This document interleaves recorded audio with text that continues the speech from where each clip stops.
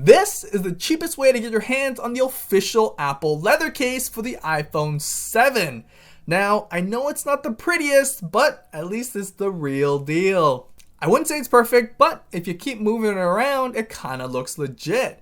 It also cost me half the cost because I picked up the iPhone 6 version on clearance. So, here's how I did it.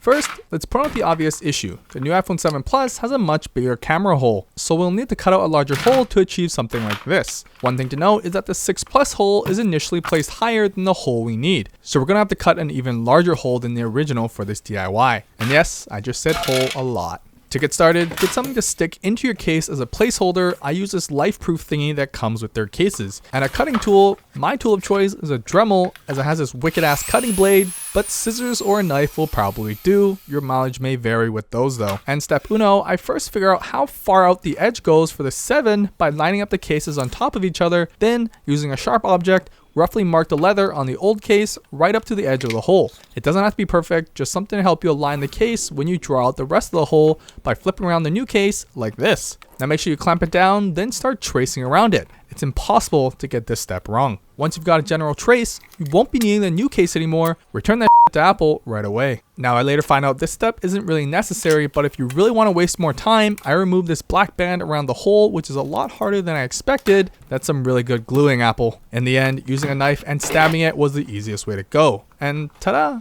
10 minutes successfully wasted. Like I said, the starting hole is much higher than we need, so to even it out, we'll draw a new top line to align with the existing hole.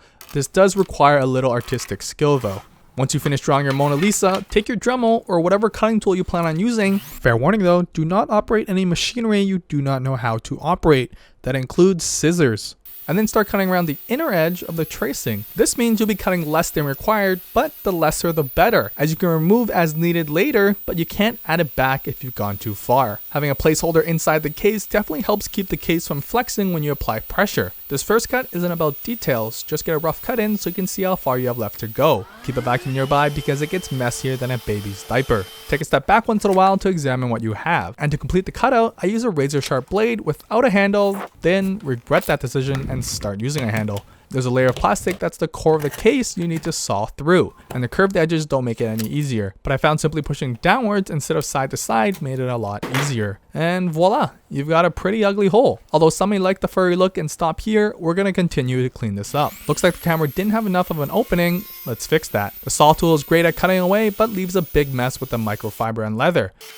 Checking again, still needs a little on the left, and remember you can cut away but you can't add back, so check your cut as much as possible. For a smoother cut, I use a sanding bit to smooth out the edges.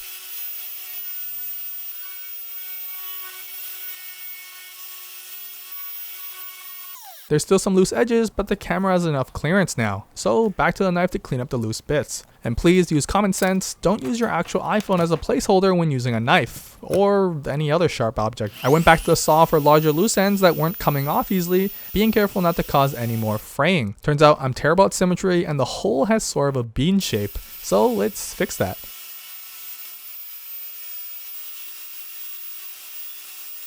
A bit better and looks aligned to me, so let's clean it up now. To straighten out the leather, use the razor blade and go in at an angle to get a clean cut. The curves are a little bit tricky, but just keep the same up and down motion and not just side to side.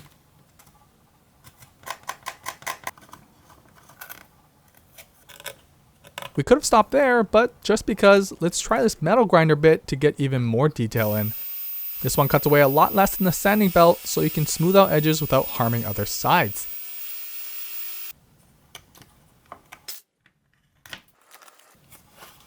And there you have it. The hole is a little bigger, but the camera is unobstructed. You also don't get the fancy metal buttons, but hey, at half the cost, I'd say it's worth it. Don't forget to like and subscribe if you want to see more of this, and let me know in the comments below if you plan on trying this yourself.